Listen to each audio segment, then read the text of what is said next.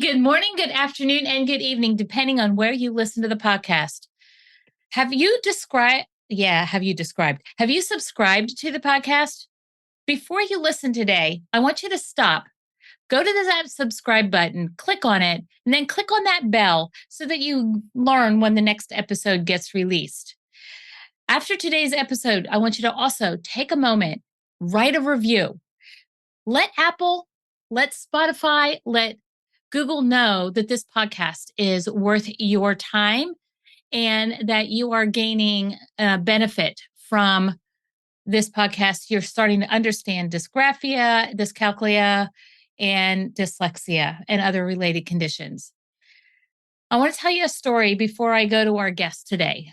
I was about ready to knock on the door of Mrs. Xerxes' classroom when I overheard her talking to another teacher, and they were looking over this kid's worksheet, and they were saying it's illegible. He only filled out 2 of the questions, and he really was struggling with his handwriting.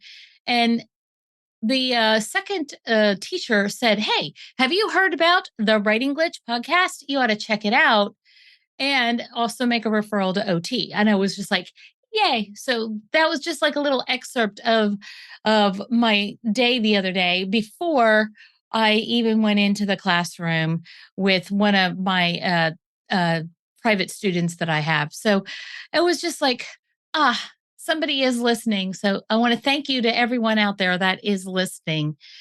Also, I want to thank that teacher for the endorsement. Who am I? I'm Cheri. I'm an occupational therapist and recovering dysgraphic. You're listening to The Writing Glitch, Hacking Dysgraphia, No Pencil Required. I really feel for these students that are struggling. And I found somebody who says that he has solved dyslexia. So I want to welcome today Russell Van Brocken. He is a dyslexia specialist out of Westlake, New York. And so, of course, because my daughter lives up in New York, I had to go figure out like how far away are you from her and stuff like that. You are due east of her about an hour. She lives in Utica. So, yes, my mother grew up there. Well, there you go. So welcome, Russell. How are you today, really? Thanks for having me. It's very busy. I'm in the process of entering a business plan competition in New York State. I'm hoping to help use those funds to help spread what I'm doing across the state, and it's just a lot of work.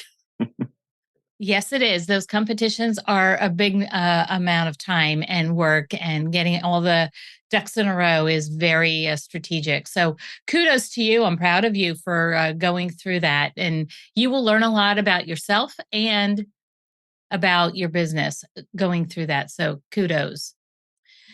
I'm going to read Russell's bio just so that we get a good idea where we're coming from here. Russell combined his brain research in Overcoming Dyslexia by Sally Shaywitz. I said her name right? Yep, that's Dr. Sally Shaywitz from Yale. Yeah. With 3 default strategies in Strategies for Struggling Writers by James Collins while in graduate school. As a result, his initial research program was funded by the New York State Senate and is owned by SUNY Research Foundation. Which one? The one in Albany? Yes. That was my guess. That's where my daughter's attending. She's attending SUNY Albany right now. He found that motivated high school students with dyslexia increased their writing skills by 7 to 8 grade levels in one academic year. That blows my mind. His approach is called the writing method. Russell presented at the Everyone Reading Conference in Manhattan in 2006 and from 2014 to 2019. He also presented November of 2018 at the conference by the Learning Disability Association of New Jersey. Just a little sidebar there before we go on there, Russell. I'm doing a presentation. I'm speaking at Everyone Reading Conference, and it's this year. It's in Illinois. Mm-hmm. So Oh, good for you. I'm speaking out there next month. So that's where one of the places I will be next month. Before we really get started on the interview, I'd like to introduce our sponsor. Our sponsor is Dutterer Educational Consulting. Get your dysgraphia certification here. Get started with our monthly webinar introducing educators, therapists, and parents to the Impact Success Blueprint, your first step towards certification. This free webinar will jumpstart your journey into understanding the neurobiology of why kids refuse to write. The Impact Success Blueprint is a checklist to increase communication and collaboration for writing and math preparation. If you want to learn more, you want to go to cheridotterer.com and you will find out all the information that you need to join the webinar. So without further ado, let's get started. Russell, tell us a little bit more about that research and how you got going into business and what is happening with this business competition. Like, I'm going to throw them all at you at once. Okay. Well, what happened is I had an evaluation done when I was in college by Dr. Halichka. She's a SUNY distinguished professor, and found out I had the worst case of dyslexia she's ever seen. So I applied in 97 to the New York State Assembly internship program. They looked at my evaluation and they kind of freaked out. So what they did is they got all their top people, their academics together, and they gave me a very extensive accommodation list, put me in the Majority Leaders Program and Counsel's office with 3 administrative assistants. And at the end, they recommended 15 credits of 3.67, an A minus. SUNY Center at Buffalo's Political Science Department looked at what they did and said, we don't agree with this, 15 credits of F. So I said, no more. I went about on a mission to solve dyslexia for highly motivated, highly intelligent, college-bound dyslexic students. And everything became clear with Overcoming Dyslexia by Sally Shaywitz in the early 2000s.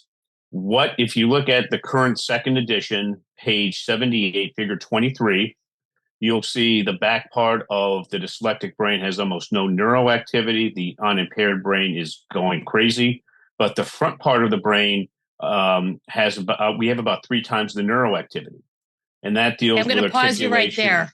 I'm going to pause you right there. So what you're saying, you say the back part of the brain, that means the cerebellum has shut down, but the frontal lobe is overreacting.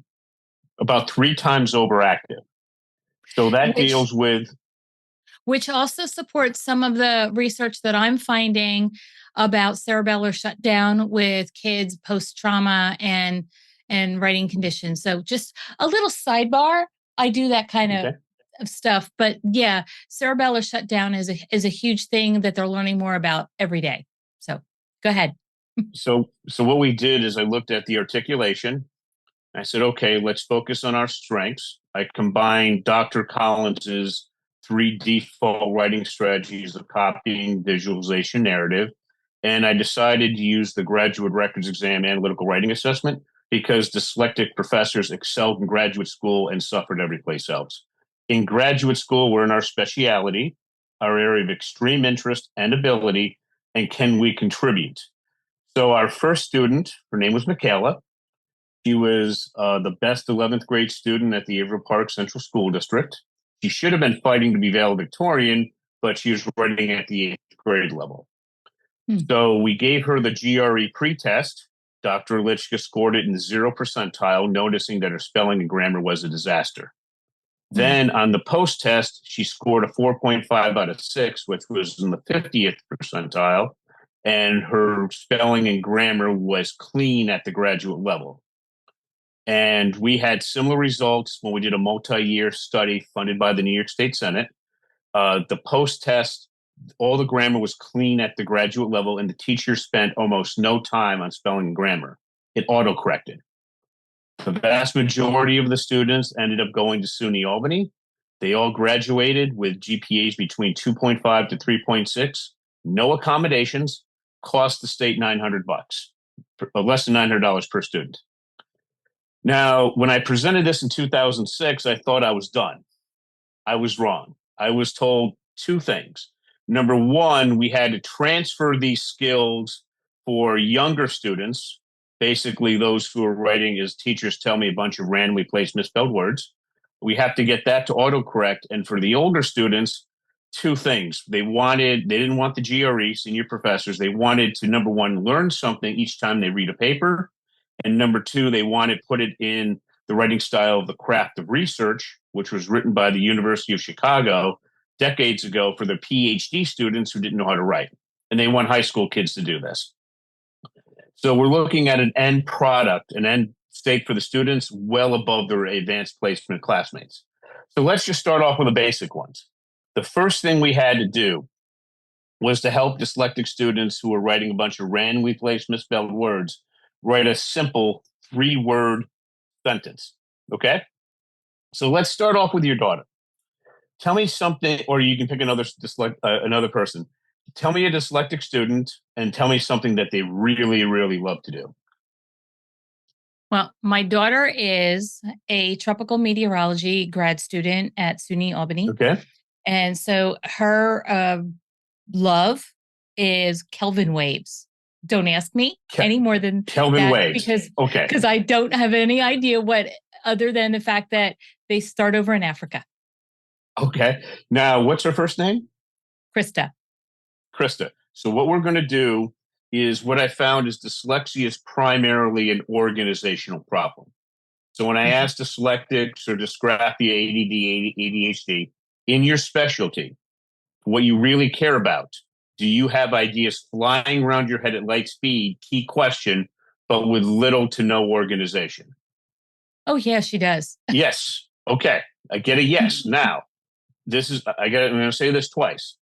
To fix it, we're going to force the brain to organize itself by using writing as a measurable output. Again, we're going to force the brain to organize itself by using writing as a measurable output. And as we go through that process, I'll describe how spelling and grammar is generally going to autocorrect. So again, your daughter's name is Krista, and she likes what again? Tropical hurricanes. Tropical hurricanes. Okay. So what we're going to do is we're going to start off with hero plus sign. What are we talking about? The student's going to type, not handwrite, not type on an iPad or an iPhone, but on a real keyboard. They're going to type hero plus sign. What are we talking about? Then they're going to exchange hero for Krista plus sign. What are we talking about? Hero plus sign, tropical hurricanes. Now I'm going to ask you a very specific question that almost no teachers, when I present at conferences, gets correct. So try to answer my question as precisely as possible. Does Krista like or dislike tropical hurricanes? Can I go with love? So let's just go with like. Does Krista like or dislike tropical? Krista likes hurricanes. And that's not what I asked. Oh, 1 second, but here's the point. That's not what I asked. I asked, does Krista like or dislike tropical hurricanes? You automatically added the yes. But dyslexic students who can't write basic sentences don't know how to add the yes. So a dyslexic student would have said like. The question is, how do we get students to add the yes? And how do we get them to correct their other major grammatical errors? And how we do that is we have the student read what they wrote out loud, Krista, like tropical hurricanes, and then we're going to ask Krista, you read it out loud, does it sound generally correct? And her answer is going to be, does it sound generally correct? No. No. Because it doesn't sound right, because you're missing the S on like. Right. So it doesn't sound generally correct. So then we tell her to fix it. Krista likes tropical hurricanes. Now, what we do when we give this information away is we show students how to go through 100 sentences. And where you're going to end up with is Krista adores tropical hurricanes because reason 1, 2, and 3. Most dysgraphia, that'll take care of it for 100 sentences. If that doesn't work, then we do another 100 sentences. I've never had a student need more than 400 sentences to correct that from writing a bunch of randomly placed misspelled words to writing basic sentences like that. So what you're Once, saying is it would be Krista likes hurricanes, Krista likes Kelvin waves, Krista likes studying the tropics, kind of a thing, we like, have, or do yeah, you we have have a 10. standard sentences that they move to?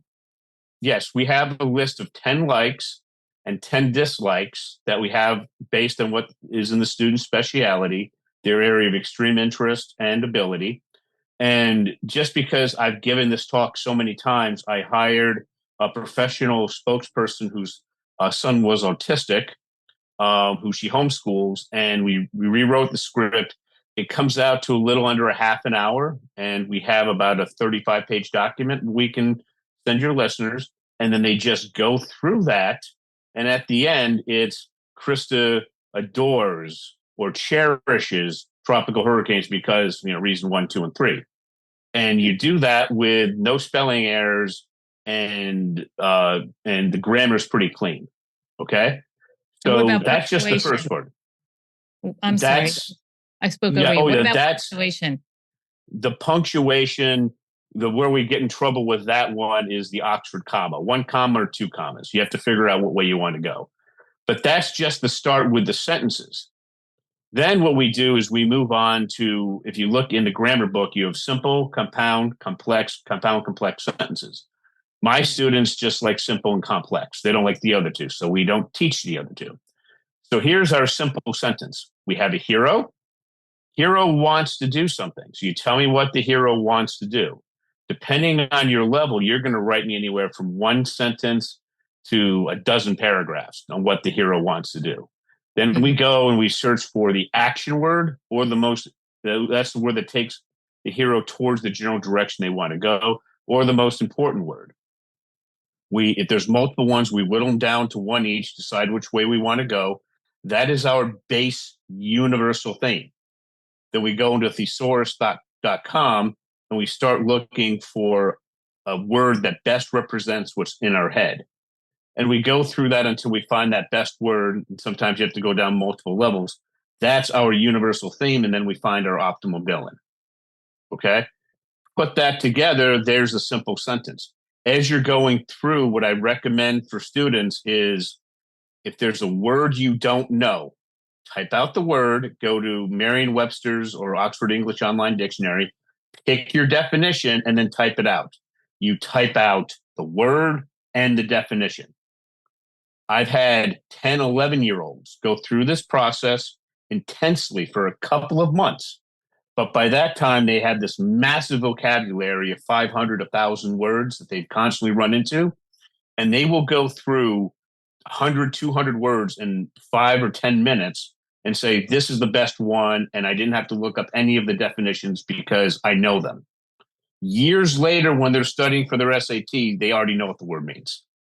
Mm-hmm. Okay. So that simple process. Now if you're interested in learning how to, we have a webinar where we take you through that process and then all the way through a basic 5-paragraph essay. If folks are interested in that, we give you $1,000 off because you're on the webinar. The podcast. I find podcast parents are much more motivated than most of the general public, and we stay with you until you get to that point. Our next course takes the essence of the craft of research, and we show you how to build up more advanced essays to about the 8th or 9th grade level. And that's generally where most people stop. Our course after that, I think you'll find this interesting. I want you to imagine advanced placement English. You're in there with, let's say, 20 students, and you're writing on Romeo and Juliet. How often do you think that teacher reads a paper that they've actually learned something from? Not much. Yeah, hardly ever. Our next course, kids regurgitate what they hear when they're in high school. But what we've created was a program where we use some artificial intelligence ethically. The teacher approves the use of artificial intelligence, when and how much, depending on where it is in the course. So They make the decision if you're using and how much and where. And at the end of that course, you're going to present a paper where the teacher will actually learn something substantive. We That's pretty reduce cool. that to a form. Yeah, well, it's taken me 20 years to come up with that. The final one, we show you how to write based on the craft of research, which is, again, used for PhD students at the University of Chicago decades ago. And when I have my students go to college and the professors look and saying, how do you know this? They now want to work with the students based on understanding how to write papers at that level using that process where they learn something in each paper. They want to work with their students based on their writing skills, not want to work with them because of the writing concerns. So that's pretty much, we devolved that because in the original course, we just took the students right up on the graduate records exam, but we found it was only for the most motivated students who could, and it was a very hard course. So then we had to devolve it into these 4 to get actually a better outcome. And we can show parents how to teach their kids how to do this. And I teach teachers it all the time. This sounds like our T in impact. I mentioned the Impact Success Blueprint. Impact is an acronym, and the T stands for transcendence. And basically, it is we're teaching kids how to storytell. So this really aligns with our T in the Impact Success Blueprint. So as people are starting to hear more about this blueprint and how it impacts writing and math skills, think about Russell's course and how it might be able to help your students with their writing skills. Now, I'm going to back up a step because I want to tell you something else about Krista. And that is, she was a creative writer up until 2016. In 2016, she had her third, I think it was, concussion.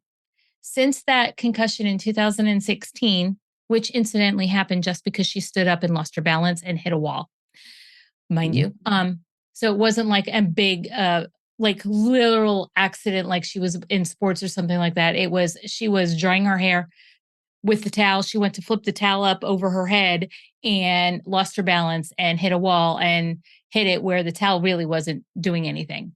And so this particular concussion took her from a working memory of 99, because before this, she didn't have issues with writing.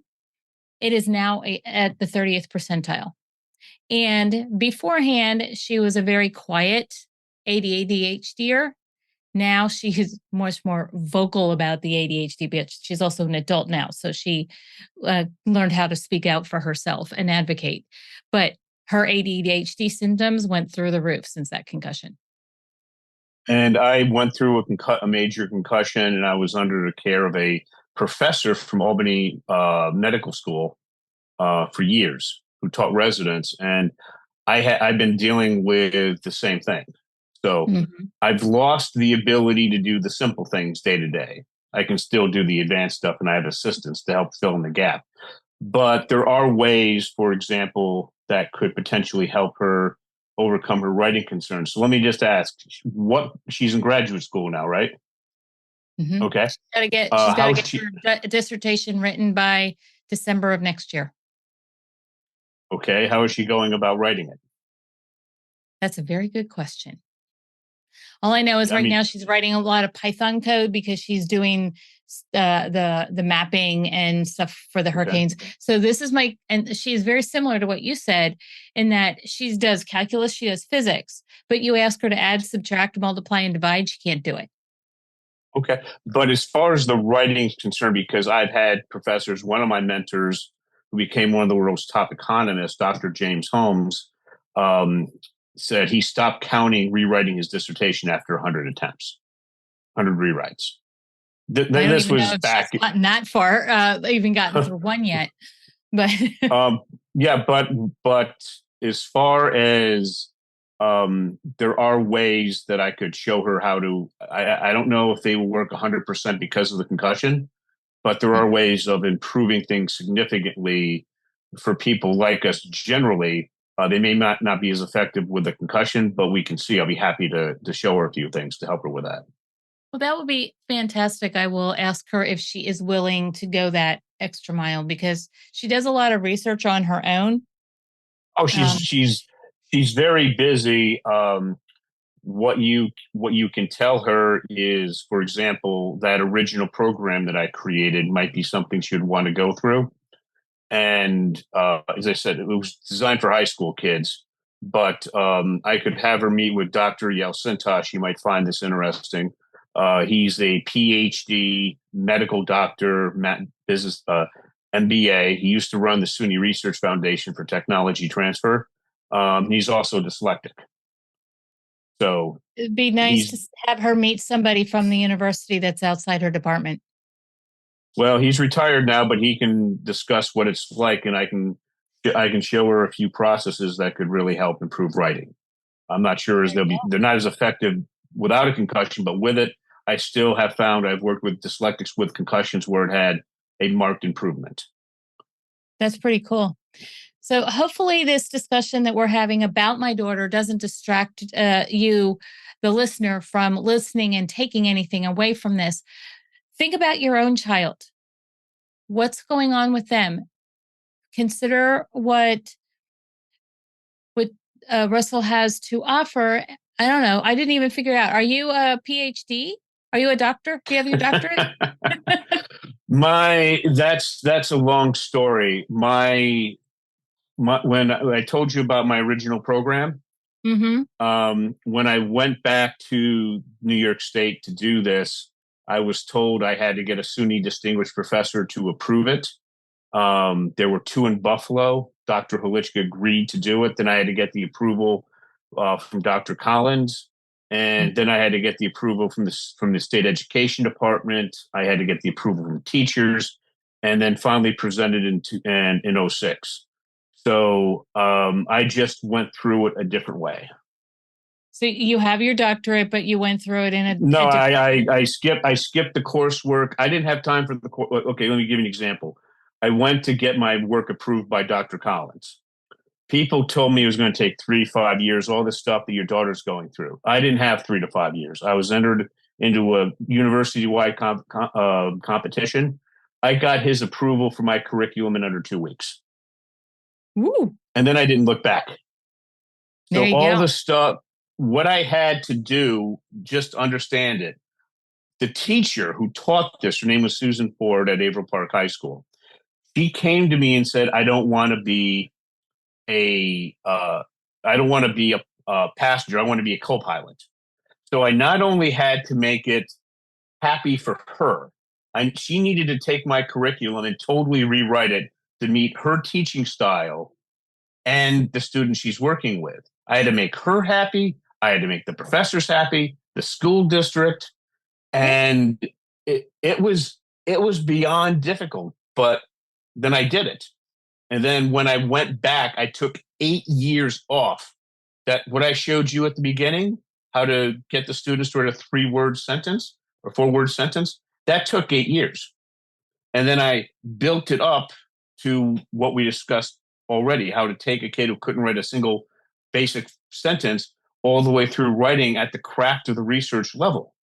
And I can tell you, there's not a high school in the country that teaches that.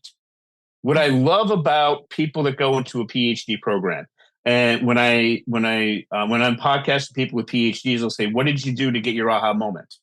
And they'll tell me. And I'll say, "What did your professors do to help you with that aha moment?" Nothing. So that's why in our 3rd course, we show you how to create those aha moments, and then how to package it in the craft of research in our 4th course. So that when you're finished, the professors want to work with you because of your writing skills. So I didn't have the time. I didn't have the time to go through the traditional what your daughter's going through. I just went right up to it, and then what I found, the 2 most crowning events of my career, was last year. I was asked essentially by the state of New Jersey to teach their mid-level managers how to take students from C-spot run to a 5-paragraph essay. And I had less than 2 hours to do it. I did that twice. And Nice. then I was asked to be a reviewer for the reading programs for the International Dyslexia Association annual conference. I do that each year. So what I found is once you've presented and then you keep presenting again and again, that's all the people care about. So it's been, as I said, I was one of those people that was told not to go to college. I started college with a first grade writing level, a first grade reading level. Mm-hmm. All right. So it was until I started my graduate work. It was heck. And in graduate school, as I said, I just bypassed everything. And there are advantages to being dyslexic. Yeah. I have my master's degree, and it wasn't that I had and found it easy to get through, but I feel with all the research I've done since I got my master's degree that Mm-hmm. I would have the equivalent of what you're saying. I just never got a credential through a school to have that, but I've published. I actually have published in an international textbook now, and I have two books that have been published and one on the way, and I'm working on a third, a fifth one. So we kind of have a similar path where we don't have an official PhD, but I feel like I have an honorary degree in dysgraphia. Well, when in my field, you're presenting, as you said, in October. I'm presenting in a. This will not air until after those presentations. So I'm presenting October of 2023. I'm doing a poster session at IDA, and I'm Mm-hmm. speaking at the Everyone Reads conference in Illinois 2 weeks later. Okay. And when you go in front of teachers, they want to know that's it. So when I was asked to be a reviewer for the reading programs, when I was asked by essentially the state of New Jersey to teach 80 of their top people who each one runs essentially a school district, how to Mhm. go from C-spot run to a basic 5-paragraph essay, that was all the legitimacy that I could ever look for. I mean, I was the only person there for writing. So Mhm. the thing is, I said when I went to do this, um, Dr. Holichka was a SUNY distinguished professor in psychology. Dr. Collins was the top professor in Western New York at SUNY for writing. He had a $1.5 million grant from the U.S. Education Department. And Mhm. his book, Strategies for Struggling Writers, was I just took his work from mild dyslexia to severe dyslexia. As a dyslexic, it took me less than 2 weeks to get his approval. Now I'm out there in the real world trying to get, I mean, when Susan Ford said she wanted to be a co-pilot, that means that she had to take my material and rewrite it her own way. To make it that flexible, that's not normally done. So that made the experimental design really difficult for Dr. Holichka to create. Why do I keep going back to her? Because she's one of the world's preeminent psychologists and she's known as an authority in the field. When she says something, people listen. Mhm. So that's again the advantage of dyslexia. All the stuff your daughter's going through, I just skipped it. All right. Yep. So the key thing though is for those parents when you're dealing with dysgraphia, the simple, just look at the model, go and get Overcoming Dyslexia, second edition, page 78, figure 23. Look at the overactive front part of the brain. And I kind of equate this to Michael Jordan giving him a basketball or a hockey stick. Let's give him a basketball. What I found is it's not articulation first, it's word analysis first, followed by articulation after the word because. And then what we do is we focus on Dr. Collins' 3 default writing strategies of copying, visualization, and narrative in the student's speciality, their area of extreme interest and ability. And I have parents say, oh, my kid will never do this. Well, once you get in their speciality, I had one student, her name was Casey. She was 10 years old, fifth grade, reading at the second grade level. So she was really interested in Theodore Roosevelt. So I assigned her The Rise of Theodore Roosevelt. 900 pages, Pulitzer Prize winner, 10th grade to first year college level. And she insisted on doing reading first. So I said, okay, here's the process. She sat down for 2 to 3 hours a night, 6, 7 nights a week for 6 months. Then she started sixth grade, and I get a call from her mom. She says the school called thinking, what is your daughter doing reading this book? She's reading better than anybody else in her grade because other kids tried, they took her book, they couldn't get past the first paragraph. She's reading anything with no problem. They thought that she was dyslexic, and now she's reading far beyond everybody else. And I said, what do you think your daughter's been doing up in her room for 2 to 3 hours a night? I saw her 15 minutes a week. Okay. That's what her mom could afford. I worked with her an hour a month. And then after that, we started getting serious. But Casey's now in her senior year doing extraordinarily well, and school's no longer an issue. So the process, if it's so simple, a 10-year-old can get it. And parents tell me, oh, they won't do it. Well, when you're in your specialty, they will stay in it for hours. I've had to pull kids out of working on their book and turning off the audiobook because we haven't used both, and say, you do have to do some of your homework. You do have to go to bed because they're so into finally getting past this barrier, this just weight around their neck, this albatross. And they when they get done, they tell me, I just feel so free now. It's not a problem anymore. Yeah. Okay. Yeah. And so it's not that hard to do once you follow the process. And our primary method of doing it is we show the parents how to teach their kids, because quite frankly, trying to get the school district involved, I mean, half the time I have parents suing federal school districts in federal court. It's a disaster. And it's just easier to solve it yourself. Yeah. Because even if you win, then you're going to send them to a Dr. Orton based school. Dr. Orton passed away in 1948, such as like the Gow School in Western New York, and they're 50 to 80,000 a year, and they take years. But if you do go to one of those schools, you're going to be fine. But you want to send your child away to a boarding school, even if you could afford it.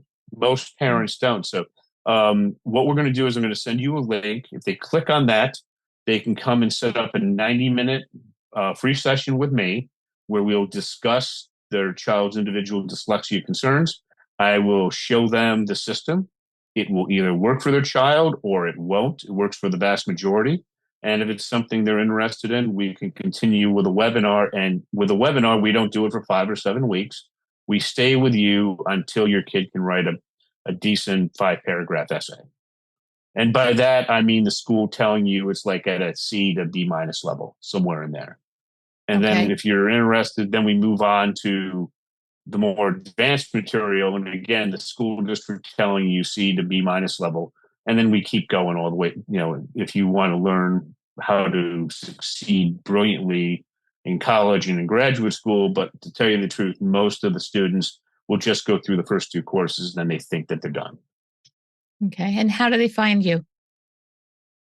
I'm going to send you a link that you can put on the bottom of the podcast, and they can click on it and set up a time. Okay. So you'll have to look at the show notes to find out where to meet Russell. Is there anything else that you'd like to add before we close today? I just want to let people know I went through this academic hell. I don't want other people to go through it.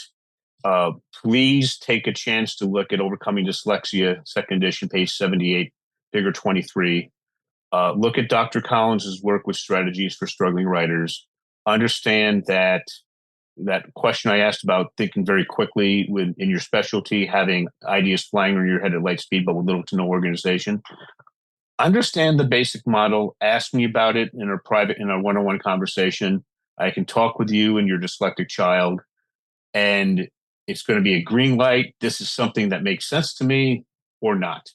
But most of the time it is. And then I would just like to help you just solve this, to get this albatross around your neck.